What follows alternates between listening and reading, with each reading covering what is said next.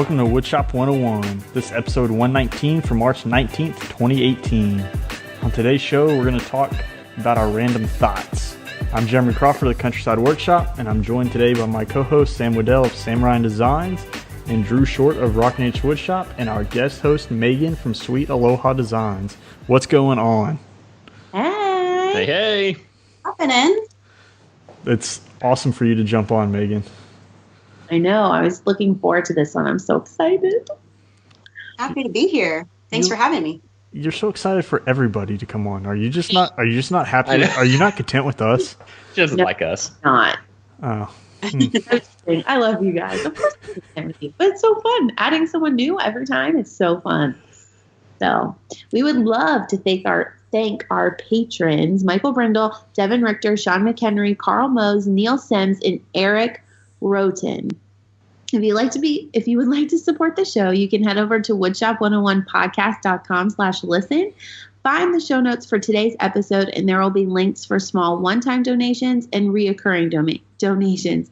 If you want to become a patron to our Patreon campaign, then head over to patreon.com/woodshop101. You can buy a Woodshop 101 podcast t-shirt, hoodie, which is super comfortable, and RevMarker pack. Head over to countrysideworkshop.com/shop for the link. Woot woot. Yeah. Go purchase some stuff. So, yes. Support us. That sweatshirt is so soft on the inside. I could wear it all the time. I wore it today. Oh, you did? The only thing is it's so cold here. I've been wearing this Sherpa sweatshirt, and I need to get a little warmer, and then I could wear it everywhere because it's so soft. So definitely if you're looking for a soft hoodie, that's the one to get because it's like a baby butt on the inside. A baby butt. And we got a couple different colors up there as well. So yeah, you can get like ash or something light gray, and then we have a dark gray one as well. So, and those RevMarkers are awesome. I use those daily. Yeah, they are. I do too. Love those. I got a box right here. So I'm tired of them sitting in here next to my desk. So buy them so I can send them to you. Yeah, Megan, you know what RevMarkers are, but you don't know what the Woodshop 101 RevMarkers are. Yeah. They write completely different. It's a limited. Really? Okay. Yeah, see, way different. Yep.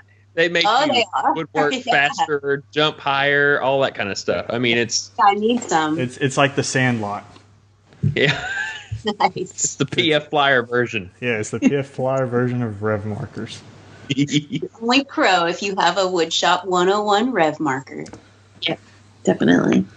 So, all right, Megan, well, tell us a little bit about yourself for the listeners that don't know who you are. Well, I am fairly new to the woodworking field. I was a nurse or in the nursing field for 13 years and kind of stumbled on woodworking about 3 years ago. And I did it more of like a safety net because my oldest son had left to the Navy, and I felt like, my whole life as mom was kind of coming to an end, even though I had 3 other kiddos left at home. It just, nobody tells you about that hard part when the kids leave the house. And so I needed something of my own. And I started to refinish furniture. I had no idea what I was doing. I would just pick up stuff from yard sales or Craigslist, whatever. But what I did know is that it needed to be solid wood. And from watching YouTube videos, having the dovetail drawers, and I really didn't understand what a dovetail drawer was. I just knew what it looked like. So it wasn't until I started stripping all the old paint off of these pieces that I started to take a look at the furniture and really just have an appreciation for the way it was built. And part of me thought I'm sure I can recreate this. I really want to know how.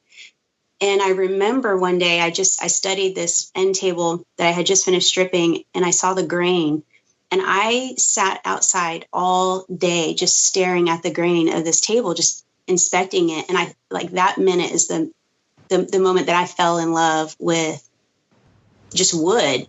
And I went out into the garage. I probably don't recommend this, but I found some scrap pieces of wood and started using my husband's miter saw. And sure, it scared me in the beginning, but I thought this is the first step to teaching myself how to do this and overcoming this fear of this gigantic saw, like even with my face, and just learning how to do it. And after that moment in the garage, I was hooked, and I wanted to know everything there was to know about woodworking. And so I'm still on that journey today. That's awesome. I mean, I think most of us are still on that journey of learning everything there is. So. You're never gonna know. There's so many different things, and people do it different ways, and then you learn like another way from someone else, and you're like, oh my gosh, that's so smart. That's a faster way than like what I was doing. Except for Gramps. Gramps knows everything about woodworking. Gramps knows all. But still, like, he'll like say something, and I'm like, what? Where did that just come from? Like, so it's crazy. It's awesome. It's like something that I feel like you can never know everything about, and you're always going to continue to like learn. You can know a lot, but you're going to always learn something new, which I think is awesome. For sure. And I hope that I continue to learn when I'm very old and gray, because then if we become stagnant, then there's really nothing to look forward to. And I love that about woodworking. And I just, I'm so excited every day to pick up a new lesson or whatever it is. But I'm like a sponge right now. I can't get enough. And I get frustrated with myself too. If I don't know it and I try it and I can't achieve it, I'm pretty hard on myself, and I have to learn to humble that part. Just we all can't know everything all at once. And so I need to learn to take it down a notch sometimes. I know that's like a hard part. And, in the beginning, I always wanted to rush everything, and then I would make mistakes. And now I've learned to like slow down, but I was too hard on myself. It's hard to be not hard on yourself, but you also learn from your mistakes. And then you're like, oh, next time, I'll do this. But definitely it's hard to not be hard on yourself, because you want to be like, I know what I'm doing, but something like wrong or something went, whatever. The shop fairies came. That's what happened. Yeah. Oh, it was the shop fairies made me cut that piece wrong. Richter? Yeah. Every time I hear about the shop fairy, I always got to giggle. Because just listening to him explain it was just hilarious. He's like, there must be like a shop fairy that just comes and changes your measurements. Although, just the other day, or 2 days ago, I caught him. I was like, Grandpa, because we're working on 3 tables at the same time.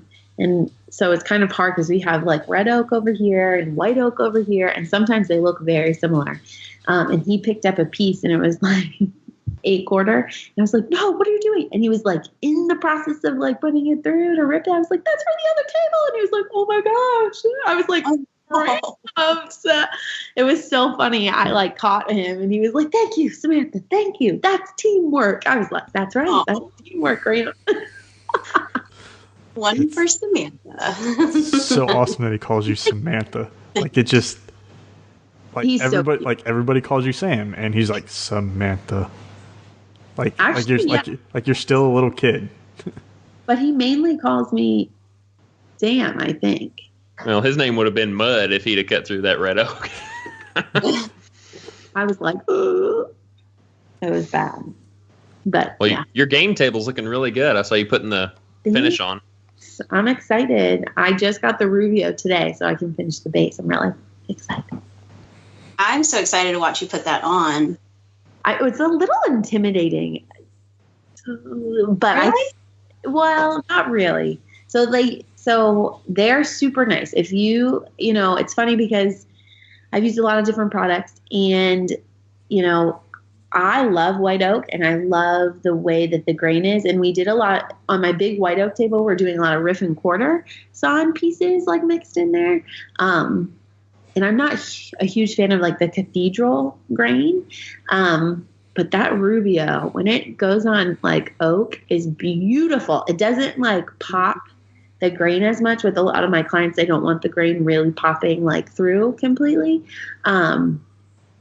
Oh my gosh, it's just amazing. And their white is so cool because it sinks into the grain and just like lightly changes the wood color just a touch. But it's like amazing. So if you're looking for a cool finish, definitely check them out because they have some pretty cool colors. So I'm excited. But it's a little turquoise. I've seen turquoise recently on somebody's. I can't remember. Yeah.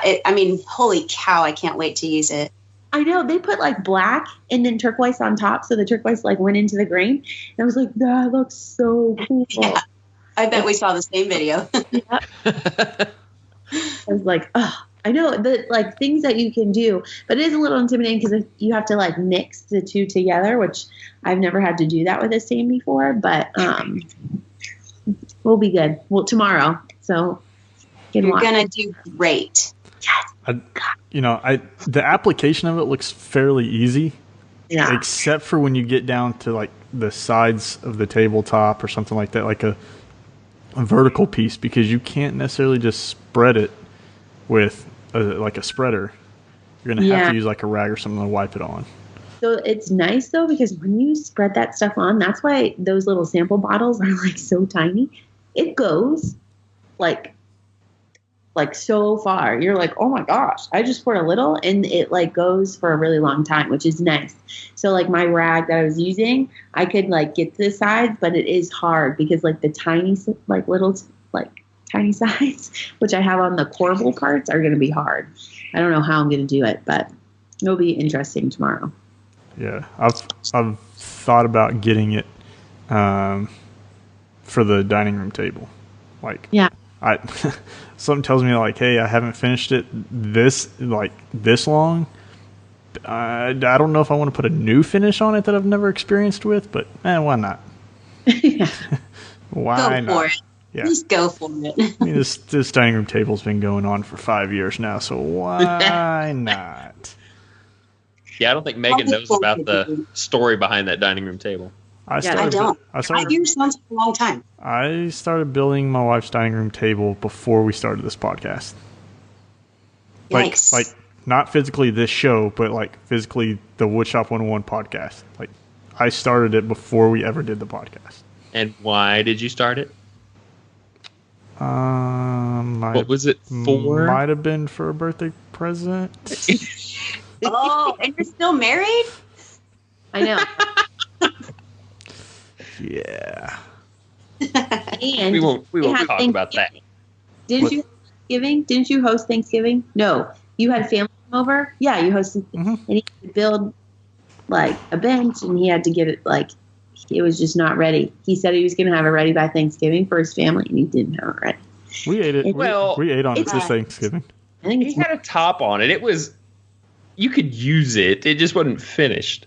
Yeah, it doesn't. So it's done. Yeah. We just don't have finish on it now. How pretty would it be with finish? That's the easy part. It is, but so the backstory about the finish is the finishing person over here. Because we don't have anything. We don't have anything down here. Like we don't have woodcraft. We don't have rockler, and I don't even remember what I wanted to put on it now. Let's send you something. What do you need? What was it? What did I want? Red mahogany. No. Yeah, it was. There's no red mahogany for general finishes. Yes, there is. It was. It was dye stain. It was I think medium brown dye stain. But like to order it was. So I ordered it off of Amazon and it sat on back order for like 3.5 months and then like never shipped. And Rockler wanted like dang near the cost of the quart to ship it. It was like $15 shipping charge. I'm not paying $15 in shipping charge. And so I talked to General Finish, like, oh, all these places around you carry it. So I went to all these different places and they're all like recycle, like upcycle, so they'll have like the milk paint and the high performance, and it's not what I want. Nobody carried Enduro-Var around here, and so I was like, well, I don't, it's that. So I tested a bunch of stain, and she didn't like anything I tested, and so I was like, well, that will give me the best look. I don't really want to go with like an oil-based stain, and I've never had good like results with a gel stain, so I just kind of held off because I have not been able to find what I want. But thinking that I might try Rubio. Like, why not? Yeah, At this point, why not? Let's get this table done. Let's do it right now. Okay, somebody send me some Rubio. I will do it live.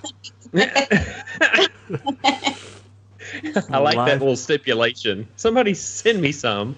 Walking at $140, like that's a pretty steep. Like, but I just got one that finishes 400 square feet for $50 on Amazon. Did you? What size did you get? They come in like 2 or 3 sizes, right? 0.5. So I asked them. I was like, "Would this cover?" I mean, 400 square feet's a lot. Table. They were like, "Yeah." Let's see Rubio. It's like my garage. Austin, he's awesome. If you have any Rubio questions, he is great to ask because they now carry it in their shop. Oh, so you got the 350 milliliter. Yeah, because the other one is like $162. Yeah. So, but Jeremy, you're not going to be far from where I live, and we have a whole store of Rubio here. I mean, I'm 3 hours from where you are. Atlanta? When you go to Atlanta? Yeah, in Atlanta, yeah. Well, I mean, I can go to like Highland and a bunch of others down there. You just 2 extra hours. I'll show you around. We'll get you set up. There you go. Look, I've been contemplating. Table finished. See? I'm gonna hook it up on a trailer, and I'm gonna come bring it to Greenville, and we're gonna have a live like get together meet up, and we're all just gonna finish the table. Then I'm gonna bring it back and have a finished table. Yeah, Greenville is like a hot spot. We've had a lot of makers coming over here lately, and have a meeup at the end of the month with another one, and it's awesome over here. I can't travel another 3 hours at the end of the month. But no, I've thought about coming to Greenville. Because I know quite a few people live out there. So. Yeah, we've got a good sized group that gets together. We're growing every day. We're probably in the 20s range now. Yeah. And we're all Instagrammers, which is awesome. Really cool. So did you say that Woodcraft carries Rubio? No, but I'm working on that part. So our store is privately owned, and I brought it up to him and said, I really want to try this stuff. And this was way back, probably 5 months ago or so when I heard about it.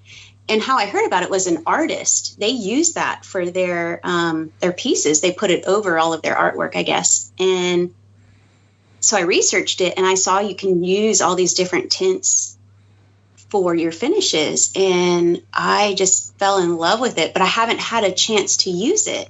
Mm-hmm. And so I asked him to start carrying it, but then I later found out there's a store down the street from our store that carries it. So I don't know if that would be like a conflict if I went down the street to get it versus being able to get it from the store. I don't know. Not if you're off the clock.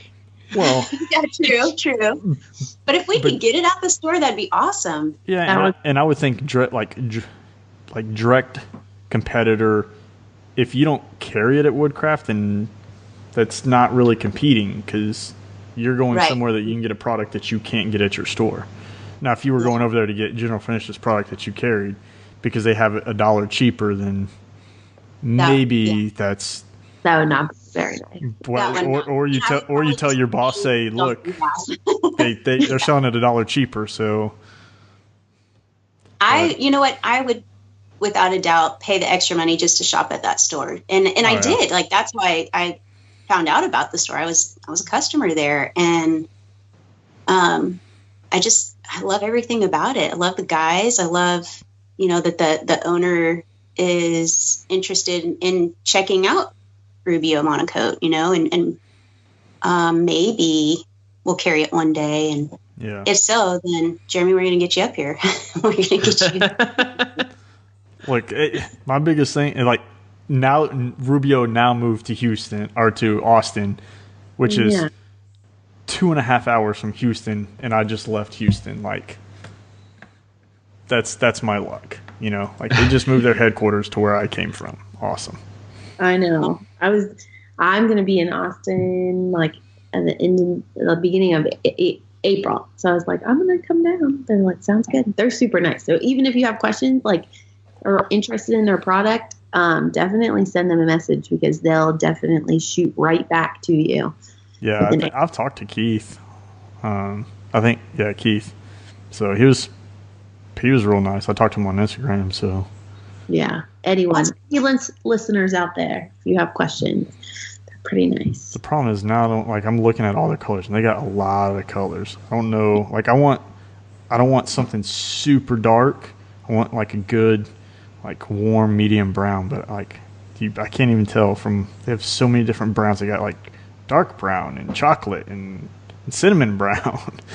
Like so many colors. And she was like, I'm like, I shouldn't have probably told you to do that. Yeah. Limit the options for the client. Of like a couple colors I thought would look good in your house and then shot them to you. So that will be. You went with the pure, right? So for that client, I went with pure. This client, is the pure just like a natural color? Yeah, it just kind of brings out it's very, natural. Like if you were going to put on poly just brings out like a slight amber. Yeah, but it's really pretty. It's very different, and it's funny because it matches the top of the game table perfectly when I put it on red oak. Game table. I have no clue when it was made. It was like made in the early 1900s. It was her great grandfather's. So it's cool that it's like a perfect match. Did you get the cleaner? I did not. Because I'm not putting the pure on the top. I just finished it with normal. I didn't need the pure. No. Yeah. I just finished it normally. I didn't get the cleaner. But I don't think the cleaner's $160, so I'm pretty sure I could afford the cleaner. Yeah. And I think the cleaner, like I was reading because they send you like really detailed instructions, which is great because, it's I work with an interior designer that actually sold flooring, like real, like wood floors for a really long time at this high-end wood store place. And they use that the majority of the time on their floors, the Rubio. And I think she said, and I could be wrong, but she did say the cleaner they use when they're refinishing floors. And then on the furniture side of it said that you necessarily don't need it unless it's like you're refinishing something. Yeah. There's like a conditioner that you can use for the furniture. I love it when people tell you don't need something. I know. Yeah, you don't need it. You don't need it. Okay, well, would it be better if I had it? Yes. I want to. Yeah, but it's really, I'm excited. We'll see what happens. I'm so excited to see. Are you going to do it tomorrow? You're going to post it tomorrow? I think I'm going to do it tomorrow. It came today and it was super cold in the box. So I was like, all right, it needs to sit. Plus then I had to get the kids and I was like, I'm not going to get started because you can only mix it and it only stays good for 5 to 6 hours. So definitely don't mix too much because then it will go bad. Or walk around and finish everything with the leftover Rubio. Yeah. Yeah. That's like what I would do. I did that with General Finishes outdoor oil the other day. Yeah. I just kept going on everything. Like, what else can I put this on? I know. I mixed this like special color and I was like, oh, I love it. What else can I put this on? And I like walking around my shop and I was like, well, my client doesn't really like that color, but I wish she did because I want to like spread it all over that white oak table. But no, not gonna. She wants 5%. Well, that's what we're gonna try. So we'll see how it goes. I'm sitting here looking. I think I'm gonna go with chocolate. Maybe. Okay. Probably. 6. Wait, now this is your wife's table? Yeah. Yeah. Do you want to ask her? No, so she wants it. She wants a darker color. Like that's. So I tested a bunch of stain and she picked the dark color, but I didn't like how the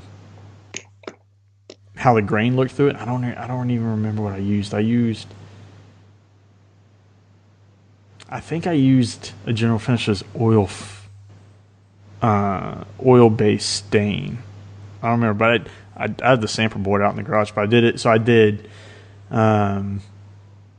straight clear, which is like what I want to use because the top's made out of poplar, but it's super grainy. Like just it looks really awesome, and I think just throwing a clear finish on it looks awesome.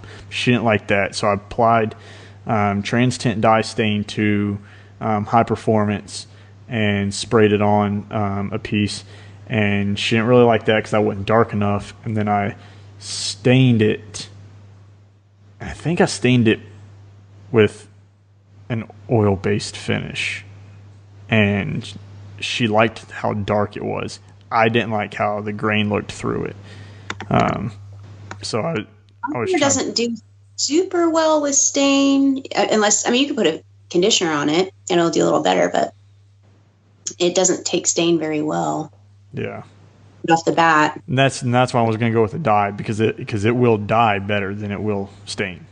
I've dyed it before, and so that's why I was going to go with the dye stain. But I don't know that I may buy the sample of this. Dang, the sample's $30. Yeah. Jesus. It's crazy. I know. You gotta drink the table agent. But Gotta drink the yeah, I may just go ahead and get the sample and then like see how it does. And that's part of the problem, is like trying to get something that looks good that she's gonna be happy with long term. And that's kind of why I haven't been in a rush to finish it, because she hasn't been really happy with everything. I haven't been happy with it, and doing that much work to not like the outcome of it and have to either sand it down and change it or build a new table, to me is more work than just kind of waiting and testing things and finding out like what we really like and what we really want on it. So Shouldn't you ask your wife? she is in the loop on all this. I thought that was funny. I'm only teasing. I mean, the table's right there. Oh, you have it in the house. Oh yeah. Wait, I mean, you can use that's it. unfinished. Is it not? Oh, you do use it? Yeah. He's got a table cover on it, looks like. Yeah. Well, yeah. I got a table cover on the top, but the bottom's already finished. I only have to finish the top. So I'm really looking forward to that post when you finish it. I think everybody Me too. is there. That's probably going to be like a viral post. They're just like, oh, finally, like dance party. You did it. You better not go into the dumpster. Nah. Yeah. I have to admit, though, I have a project like that. It's not a table; it's a small project, but it is sitting in the corner of my garage, and I'm pretty sure I have a lot of stuff piled on top of it, and it's full of sawdust, and it's just kind The dust collector. Yeah. And I was so excited about it when I first started it, but it just kind of got forgotten. It's not forgotten. It's just being neglected. Poor item in the Item. What is it? Poor Is it item. a table? It's an item. It's actually like I don't know what you call that art, like the geometric art stuff that's popular right now. Oh, the mosaic stuff that the palette. Yeah. Yes. Yeah, like the palette people do. I started that like way back when I first started woodworking.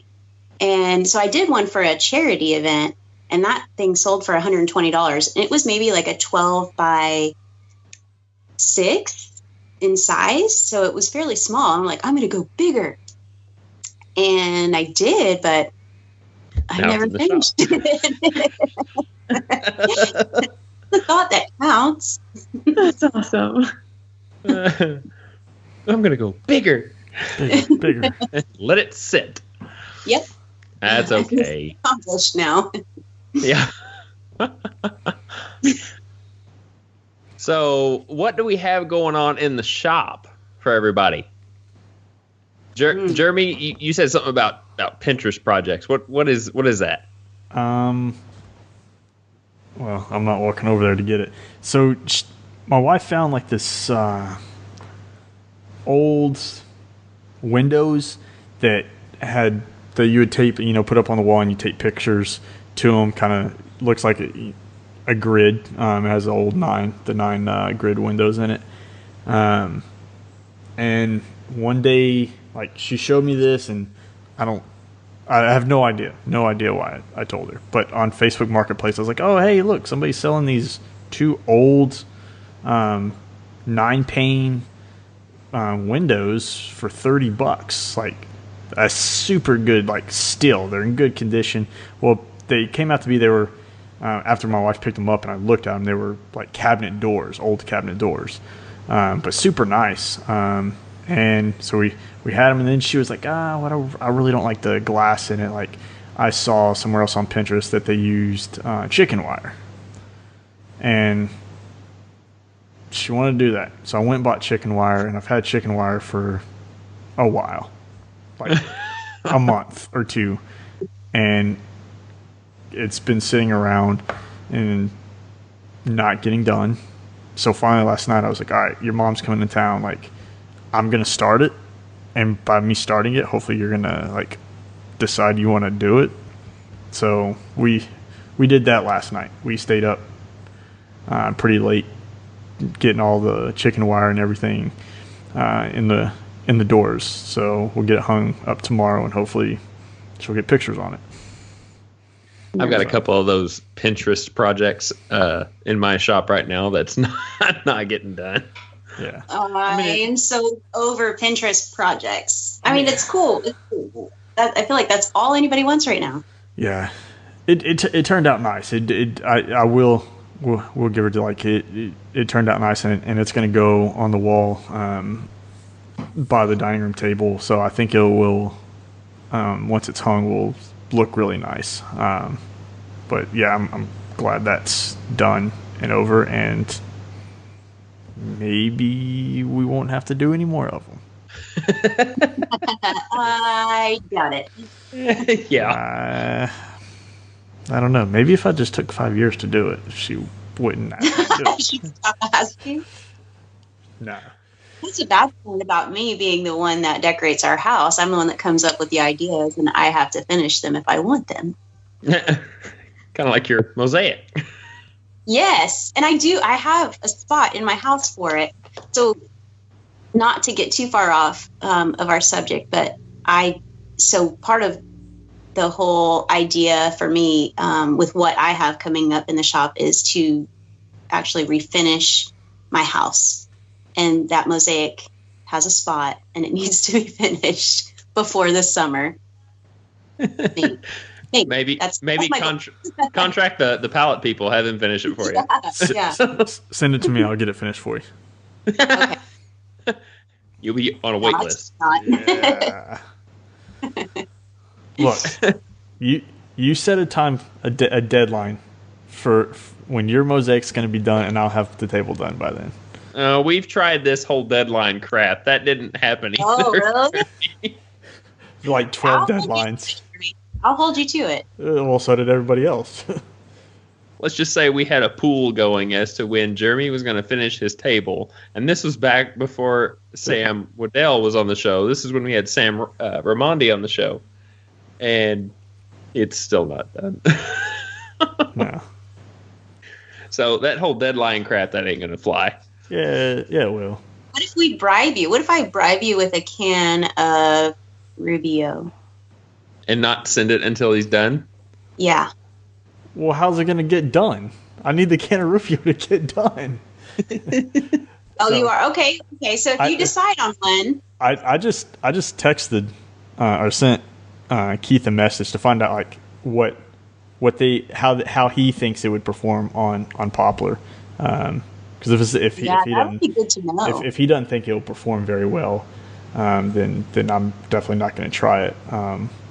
But that was the biggest hiccup. Is I tried for like 8 months to get the I think it was the medium brown dye stain here, and I just couldn't do it. And the fact that, like, ordering it and waiting on Amazon and never shipping it, and then what's she doing? I don't know. She just went from one side of the screen to the other. So she's coming back. There you go. Hey, where's that mimosa that you were? Yeah, I don't know. I think maybe he fell asleep. Or he drank it. Drink it. Or he drank it. Yeah, or he drank it. I made enchiladas for dinner, and he ate a lot of them. He's probably passed out. I know, that's like the middle. Katie, I made like chicken Devin, which is so like a comfort, like heavy food. And she ate like 2 massive helpings, and she's the first one to sleep. She's like out. Yes. In food coma. Oh, Nice. yeah. I had KFC. I will never eat KFC again. I won't. I got food poisoning from them. I'm that way with Wendy's. I won't have Wendy's again. Speaking of KFC, when I came home today, I had a huge bucket of KFC sitting in my yard from the wind. Like, I would assume the wind had blown. The wind over here has been really bad today. It's blowing my trash cans over and stuff. And so I got home, and there's like the giant bucket or whatever, the box of KFC just sitting in my yard. I'm like, oh, Nice. somebody's KFC's in my yard. And he's going, I'm hungry. Yeah. I want some chicken. So, Sam, we already know what's in your shop right now.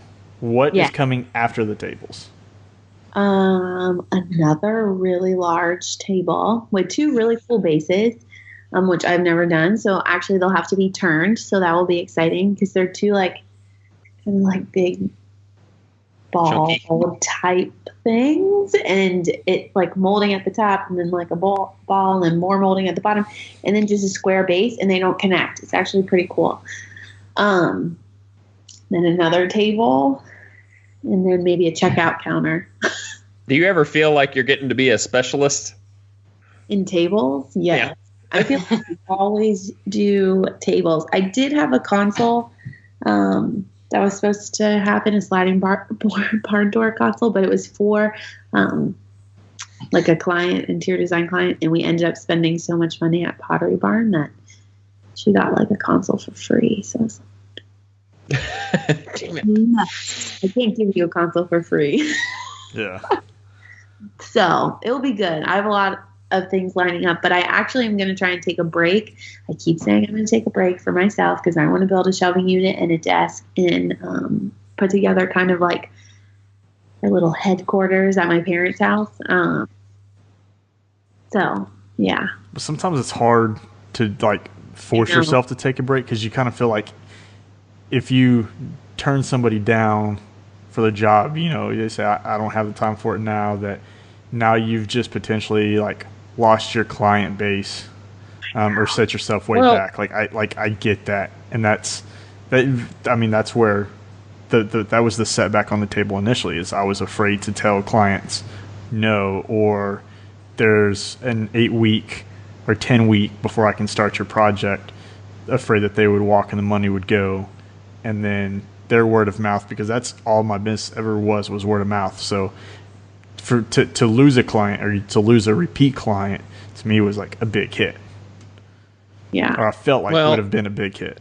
That's when you kind of market to them that, you know, you have a pecking order right now. I mean, if they put their money down, they're in line and they're not going to lose their spot in line. Now, granted, they have the option of taking that deposit back if they decide to back out. But if you say that, you know, I won't get to your project for at least, you know, say five weeks, but the deal is if you give me your money now, you're in that spot and you will not lose that spot. So because right now I've got 7 contracts that I've got signed, and I always market it to them that this is your spot. You're going to be in probably 3 weeks. You'll be in 4 weeks. You'll be in 5 weeks. So they know they're not going to be left out in the cold and I know get the project done. Yeah, mentioned this before, but that's the same way I work, and they like knowing that, like that. Put the money down. Their spot is guaranteed. So if I were to be like, I need 4 weeks, you know, after, you know, more contracts start rolling in, but put 50% down, and that holds your spot right when I'm finished. And I never cash the checks until I go get the materials in case they decide to back out. But I keep them like stapled in a pile, and then that's the order that they go in. So it's funny because I have a couple contracts out right now, and we'll see who comes in first because I know a couple of them are on a time crunch. So I'm like 3 that did that. So I've done the same thing. Pretty much both of you have, except Sam. When I've paid in checks, I always cash the check and I put the money aside for the pure fact of when I've slated them, and then when I go to cash that check to do materials, and it bounces or whatever, and they've backed out. Now I've had that time investment in it, so I go ahead and cash their check, collect their so I know I have the money in hand when I'm ready. So I cash it when I know like a week or two before I'm going to go. And my clients know, hey, I'm going to, this is when I'm going to tell you. I'm not going to cash it until like 2 weeks before I go get your materials. And a lot of them are like, thank you. Like I've had like 5 clients be like, thank you so much. That, I really appreciate it, because there are contractors that will cash it. And then you're like 2 months away, 3 months away from starting your project, and then they'll run. I've had now like 4 clients that have come to me because people have come for built-ins or whatever and took their money and ran. Yeah. They were like 3 months out. And when I'm booked that far out, I don't want to be like, oh, I'm going to take, $2,000 of your money right now. And I'm really not going to start for like 8 weeks, 9 weeks. So I always let them know that it's not going to be cashed. And then I will let you know before I cash it and when it's going in. And the contract's signed before that, so they're already in. And my contract is kind of, you lose. I mean, it's when I get the materials, you'll lose that 50%. But I haven't had an issue with that, and I don't. They're always updated, even when I'm not building their stuff. I'm like, I'm getting closer to finishing this table.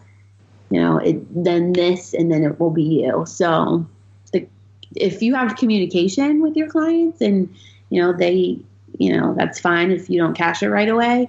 But I did cash a 50% check, and then I had to give $4,000 back, and I was like, man, that was not cool. Even though I already put it aside, but sometimes you end up buying materials here and there as you're going, and then you now have lost that money, and that's why I changed my contract.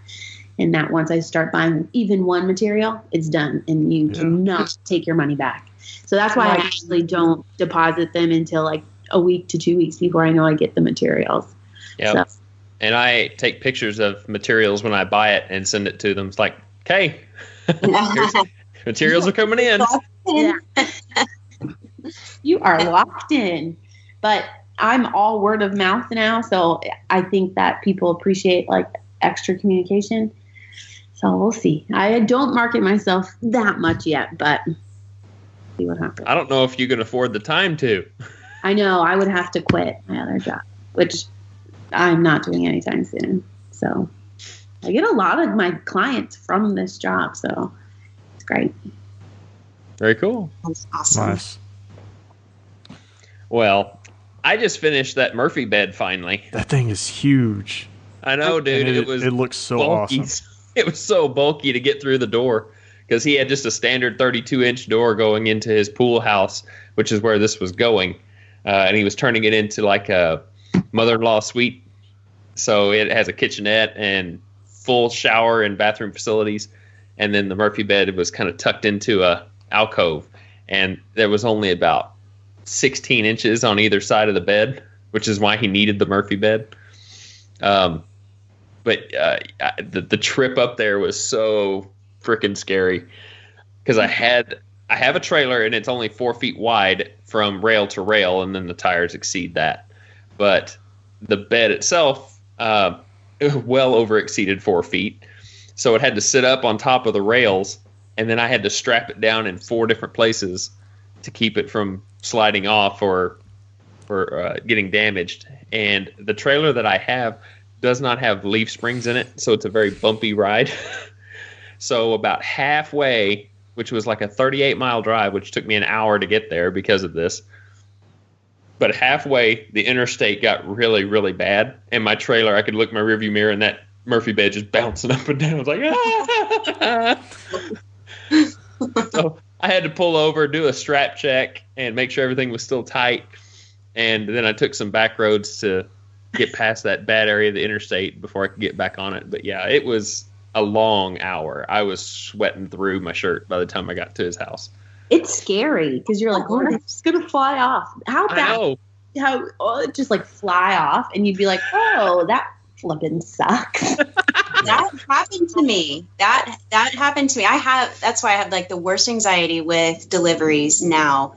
And I can't. It was an antique from a family member that had passed away, and I was not driving. It was my brother-in-law that put it in the back of his truck. And I said, if anything, please make sure nothing happens to this piece because it's irreplaceable and it's priceless to me. So we were driving behind him. He decided to play around. He hit the gas, was going fast, hit a bump. And that piece went straight up in the air and like shattered in splinters right before us. And I remember I wanted to hurt him so bad. And now, like, every single delivery I've had since that day, I think of that antique piece in splinters. Yeah. It happened, you know? Oh, I've seen it happen too. So yeah, that's one reason why I was so nervous. But yeah, it turned out okay. God, I don't even know how to like handle that if that were to happen to me. Like, I would probably stay and cry in the middle of the road. That happened to me for like my box spring flew off, but I like got back out and I like picked it up. And actually a car stopped and like picked it up for me, but it was so funny. But an antique, like priceless piece, oh my gosh, I would have cried in the middle of the street. I did. I cried. That's horrible.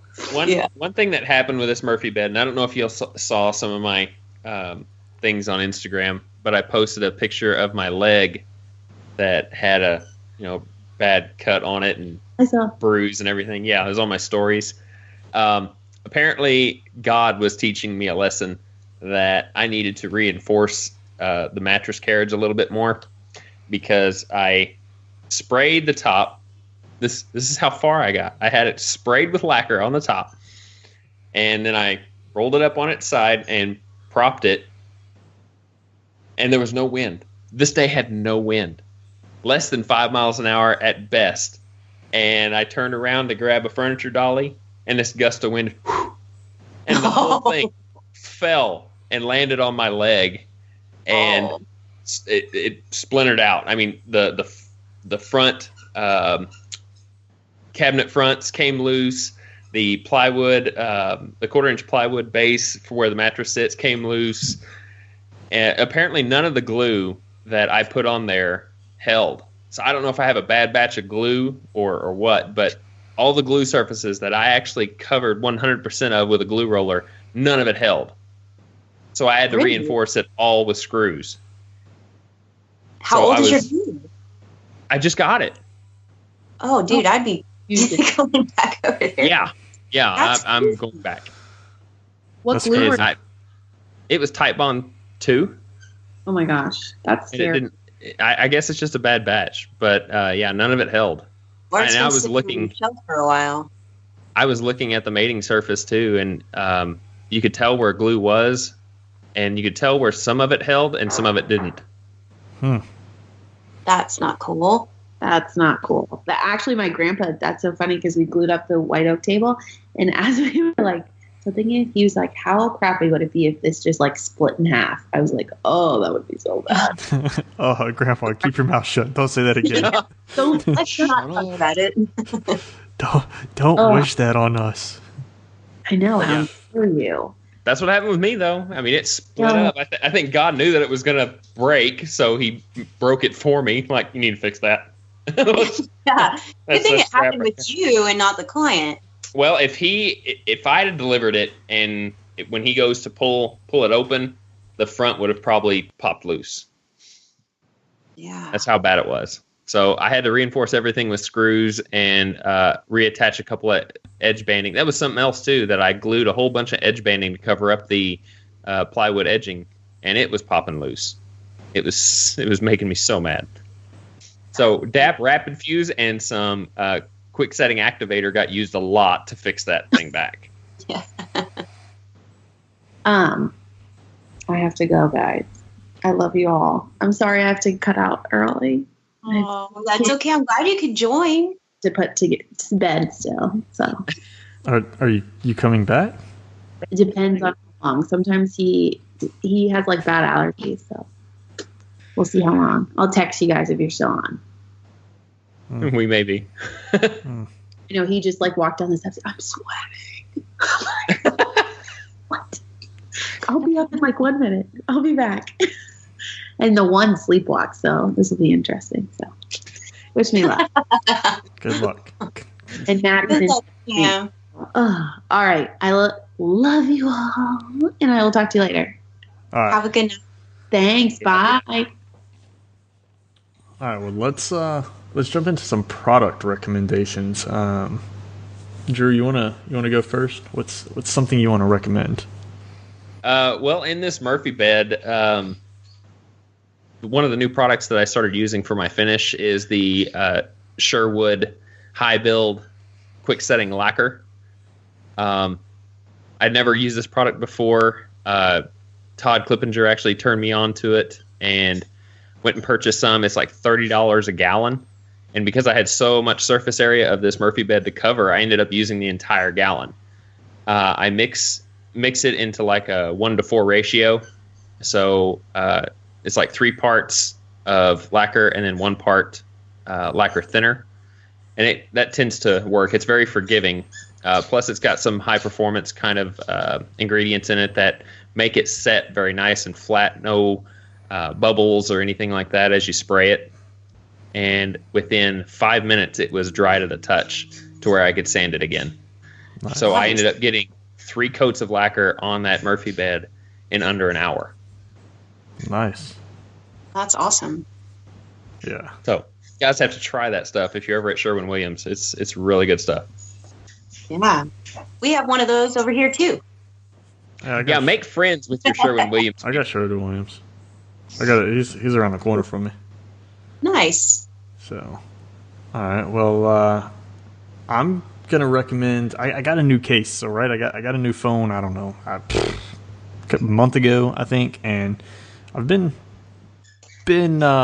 testing the waters on not having a case for it, and I didn't drop it, but I knew it was gonna be before long. I dropped it, so it's kind of looking around. Like I wanted something that kind of fitted my personality, kind of showed off the things I liked, and I found Carved, Carved.com, and they make some pretty crazy wooden phone cases, and they make some very one-off ones. They have, I think they call it their hardwood series, I think, where the entire case is made out of hardwood. Like there is no rubber, no plastic. The entire case, as it wraps around the side, everything is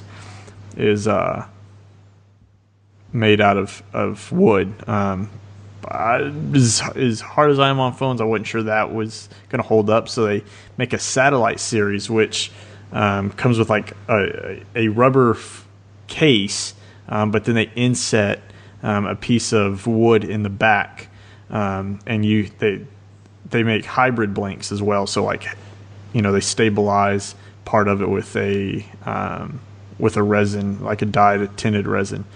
So I got it, and I've had it for a few weeks now, or maybe about a week. And things amazing. Like it's the color detail of it, like yeah, the detail of the case is just amazing. Like I just thought it was gonna be like a cheap rubber case with paper wood. Well, no, I knew it'd have like the real wood, but I just figured it was gonna be like any kind of regular rubber case, but it's not. Like even the inside of it has like a wood grain pattern to it. So like it's the rubber is very high quality as well. So I'm gonna recommend, like, if you want a new case and you want to show your passion for woodworking and stuff, go check out Carved, because they make some awesome phone cases. So I need a new one, so I'm going to check them out. yeah, they make all sorts of, like, they have several different series, and then they have just like so these are one off. Like, so this is it. Like nobody will have one that ever looks just like this again. It may have the same, roughly the same color and stuff. Well, okay, well, you go find me another cool one. I'll send you this one. But you probably don't have this phone, so. I want the one-off. Give it to me. Well, you go get yourself a one-off. They have other one-offs. The whole satellite I want that series. I like how that flows. It's just perfect. Well, you go get me a new one, and I'll send you this one. They even have one that's probably Rock-n H colors. Ooh. Sweet. But so then they just make like regular I think they have a bamboo one that's on the back, cherry, and they do some that have like laser. You can get a map laser etched on them, like of your hometown or any GPS coordinates you want. They offer a lot of options, and I think that's really cool. So at least for the foreseeable future, that's where I'm going to be getting my cases from. That's awesome. I'll have to look at it because I need one too. Mine's all ratty looking and broken. Mine too. Yeah, check them out. Mine was supposed to be clear, and it's like amber. Hazy. It's supposed to be clear, and it's not clear. And it's not clear. All right, Megan. Well, what's something that you want to recommend?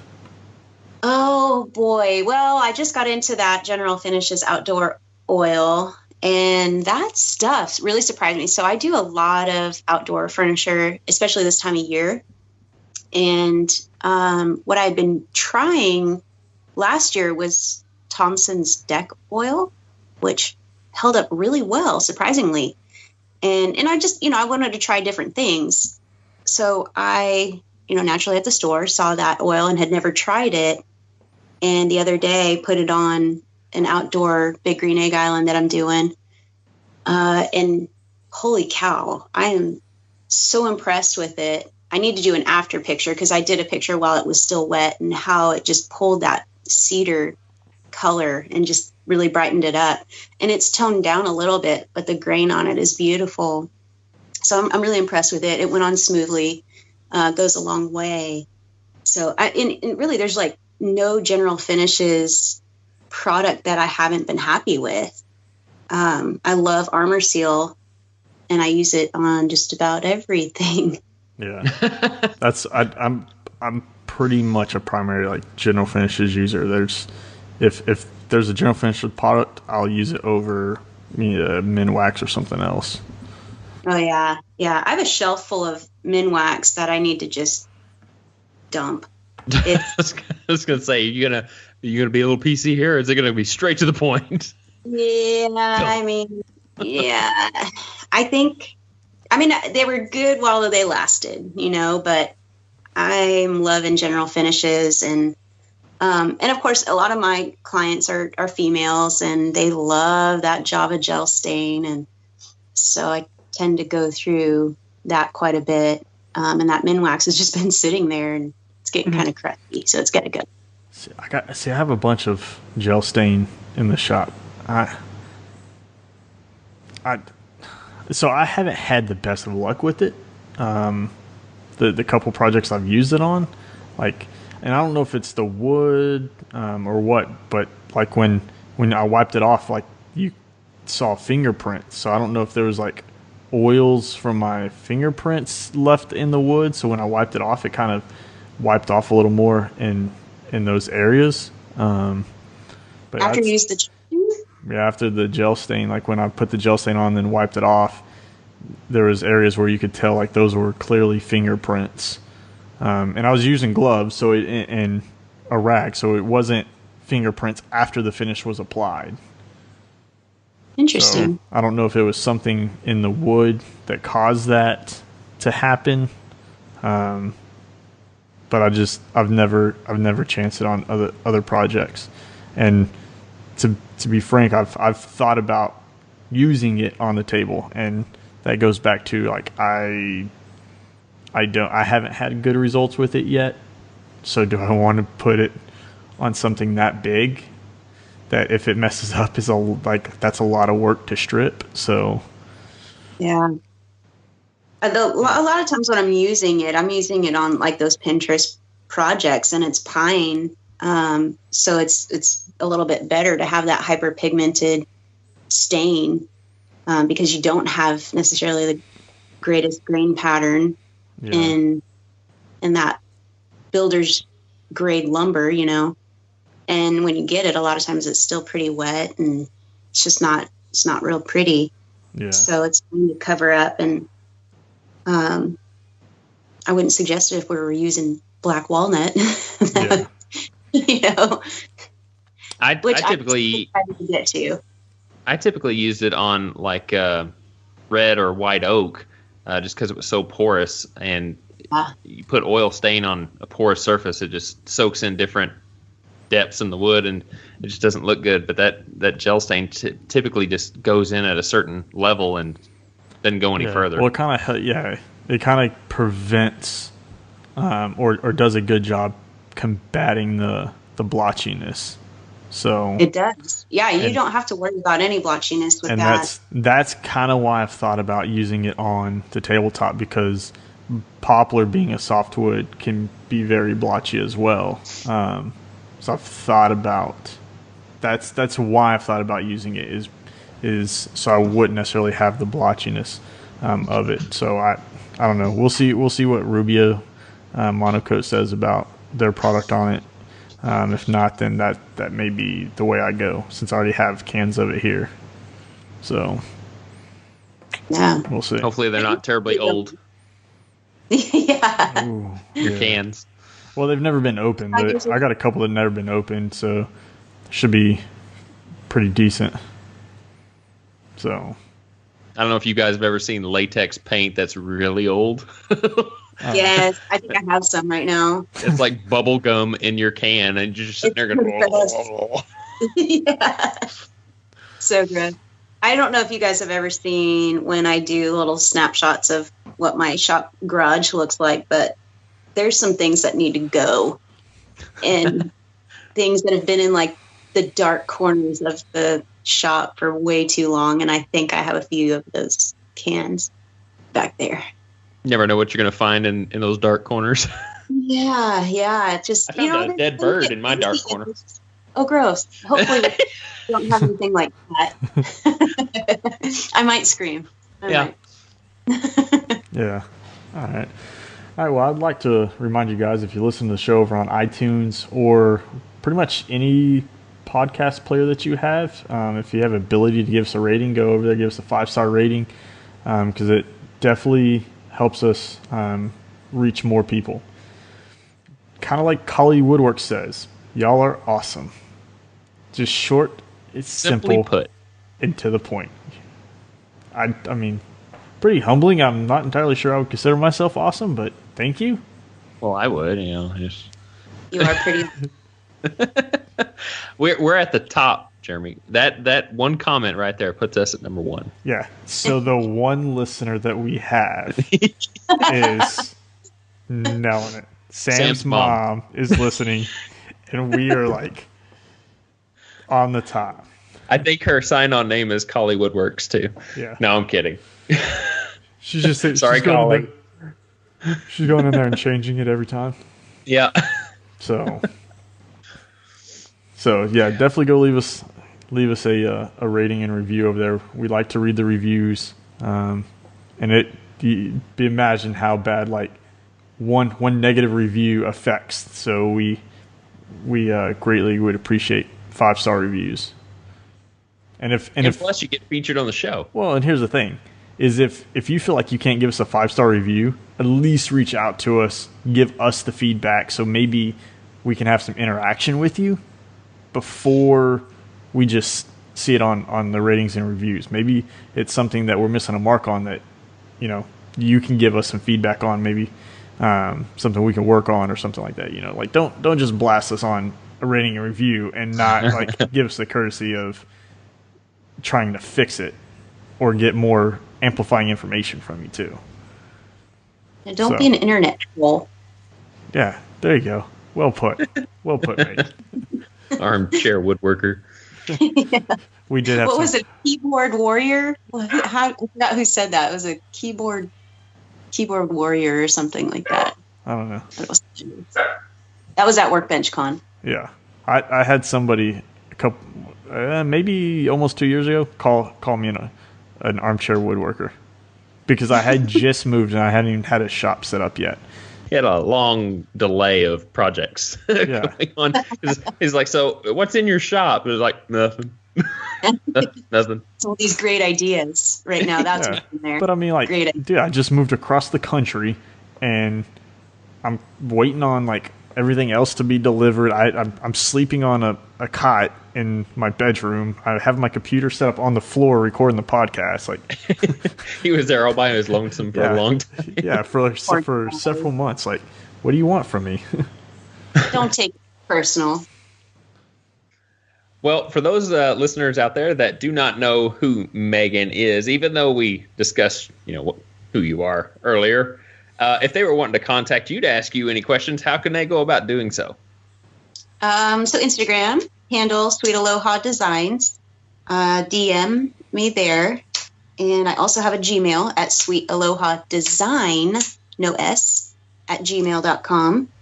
And happy to get to you. However, really quick, I noticed that if I'm not following somebody, I'm not getting those DMs. So if I'm not responding, maybe put it in the comments of a picture so I can get it.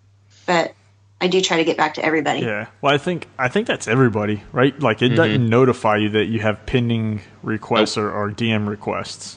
You actually have to check your DM and look at the very top for request waiting or something like that. Oh, thanks for that. Yeah. Tip of the day. Great. I'm going to be up all night. She's going to go look at her DM, and at the top it'll say like 1,239 requests. What the crap? Well, that's better. I was going to say like 1,200 requests, and you're going to be like, oh my God. I didn't respond to any of these people. Oh, that's funny. So, Jeremy, how can they get in contact with you? You can pretty much find any of my contact information over on my website, countrysideworkshop.com. If you want to get in touch with me fairly quickly, don't do it through Twitter. Go to Instagram, send me a DM, because I'll respond to that. I'm monitoring Jeremy's Twitter account, apparently. Yeah, when my secretary gets around to monitoring my Twitter, they'll send it to me, and then I still have to figure out how to respond to you. Diami, that is not for you, okay? Yes. Diami, just send me an email. Okay. That works once. Everybody gets one with Jeremy on Twitter. Like I've completely deleted the app, and I still get the email notifications of like, oh, so and so did this, and I'm like, all right, cool, whatever, delete. Like, don't even want to mess with that platform. So, what about you, Drew? How can people get a hold of you? Through my website, rhwoodshop.com. All the contact information is there. I'm also very active on Instagram as well, and Facebook. A lot of my Instagram stuff posts to Facebook as well, so I tend to keep track there. And like Meghan said, if you DM me and I'm obviously not following you, hopefully I don't miss your message, but I tend to check it pretty often. And if you want to get a hold of Sam, you can go through her website at samryandesigns.com. And she is very active on Instagram with all of her woodpecker pictures that she posts every day. I was wondering if she has a little thing with woodpecker now. I'm like, God, send me some of that stuff. Oh, good stuff. And then if you want to get in contact with the podcast itself, you can send us an email. The address is kickback@woodshop101podcast.com. You can also leave us a voicemail at 409-234-3959. Also, by using your voice memo app on your phone, you can send a voicemail through the email address I just listed. So, yeah, that pretty much wraps up the contact info. So, Meghan, we want to thank you for being on the show with us. And we hope to have you next week. Well, thanks for having me. Well, yeah. I mean, it seems we're recording next week, like in 5 minutes. In 5 minutes. I would assume that she's going to be on. Everybody's learning our recording schedule. Everybody's got the same clothes on. We go from week to week. Hey, well, you know what? Sometimes you just can't meet every week. Maybe when I go full time or have a little bit more free time during my week, we'll record every week. But until let's not get ahead of ourselves. I don't want to talk to you that often. It would essentially be the same. You're instead of talking to me for 2 hours every 2 weeks, you'll talk to me for an hour a week. Yeah, but then I got to make time for you, and that just every week, that's going to get old real quick. Look, it's like a date. Okay, I'll make show time up with our Sam. mimosas. Yes, I'm in tacos and mimosas and enchiladas. Let's do it. Enchiladas. I'll make enchiladas. So All right. Well, you want to tell Megan about our sign off here? Yeah, that's where I was heading. Well, sorry. I don't know Dang. if you've seen my YouTube and if you've listened to our show, which, from your sorry earlier that I don't know if you have or not. How long y'all been on? Oh, I did. I thought you were new. 4 years. But we do a sign off for all of our listeners. We do actually a great big boom at the end. That's been my sign off for years on YouTube, and we adopted it here. So I'll give you the cue and then be very energetic when you do it. And I just say boom? Energetically. Yeah, energetically. Like, okay. We'll all do it together. Probably not on the same. Probably not on the same key because we hardly ever get it all at the same time. But we'll just blame it on the lag. Yeah, that's right. So from Sam, who is no longer with us on this recording, Jeremy, Megan, and myself, we want to wish you guys well. Please be safe in your shops, and we will talk to you next week on the next episode. So 1, 2, 3. Boom! Boom!